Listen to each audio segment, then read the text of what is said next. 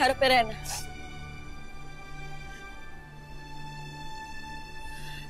Tinanong niyo sa akin kung ano nangyari sa isla ni Cassiopeia. May 4 na Etherian na sumugod sa amin. 2 babae. Isa sa kanila yung mabait. Niligtas kami. Hindi kami sinaktan. Siya pa ang nagsabi na magtago kami. Sumama lang sana si Lilira at Mira. Marahil maging sila ay nakaligtas. Ano ang wangis ng babaeng iyong tinutukoy? Magandang engkantada. Itim ang buhok.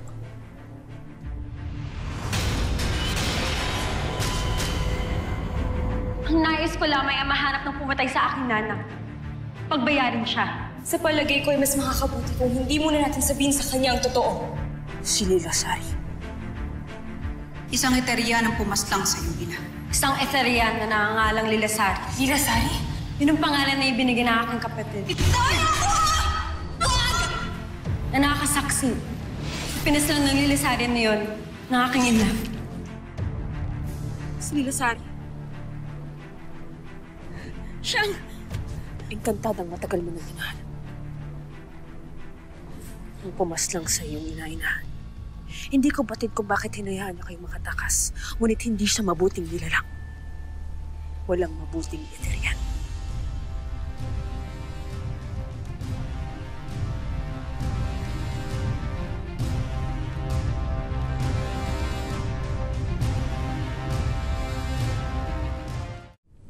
Amaro!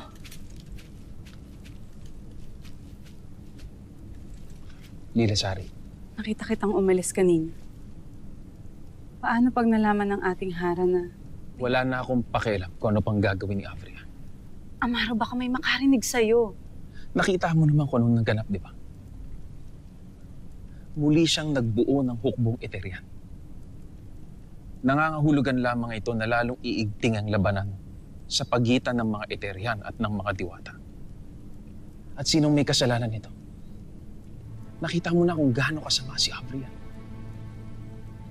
Pati yung mga paslit na walang kamuhang-muhang, walang ginawa sa kanya, kanyang pinaslang.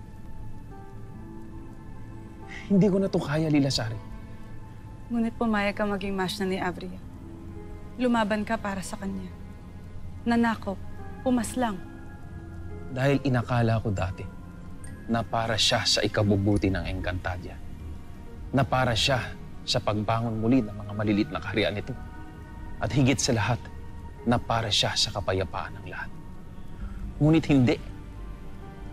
Nagkamali ako. Hindi ko na kaya, Lilasari.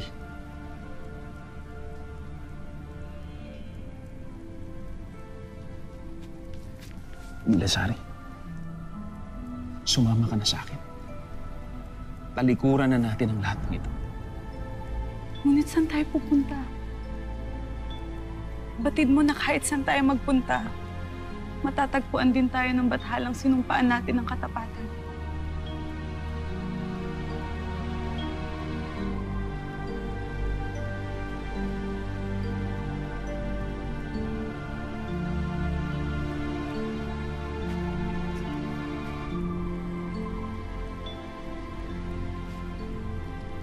Kung magbago man ang iyong isip,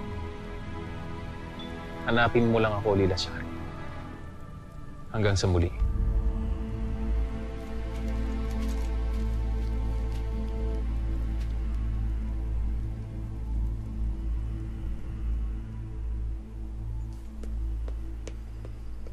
Batid ko na sino si Lilasari. Bakit hindi niyo agad sinabi sa akin ang totoo? Luna, sandali lang. Luna! Hayaan na siya. Ikaw ang nagsabi sa kanya? Bakit hindi? Kung ito ang makapaghihikayat sa kanya upang lumaban. Pasnea Perena. Mahalaga ang bilang sa digmaang ito, Danaya. Kung makapagdaragdag ako ng kahit na isang nilalang sa akin, malaking tulong na iyon upang makalaban ko ang mga Etherian. Magpapahayag na ng kanyang pakikipagdigma si Rama Ibrahim. Gayon din ako. Sabihin niyo sa akin, gagawin din ba ito ng Lireo o ng Adamya?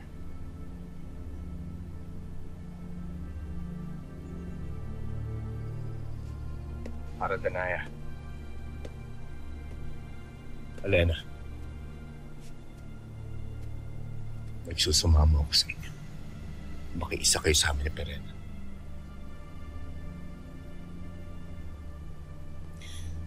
Ayon kay Alena, nagtungo si Cassiopeia sa Devas. Sheda, Danaya! Oo, hindi lamang ang hinihingi naming kasagutan. Nais ko munang malaman kung ano sasabihin ni Emre kay Mata. Bago ako magpahayag ng pakikidigma sa Eteria. Waldre, aking apwe. Ibaro. Ngunit ganun din ang aking sagot. Manifesh ka. Kung ito ang inyong pasya, hindi na kayo kanin pa ng hatol.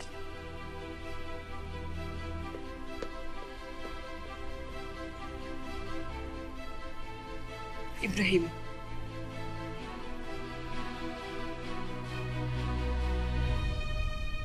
Waldre, para ng mga diwata. Ngunit simula ngayon, wala na namamagay sa Piro at Lireo.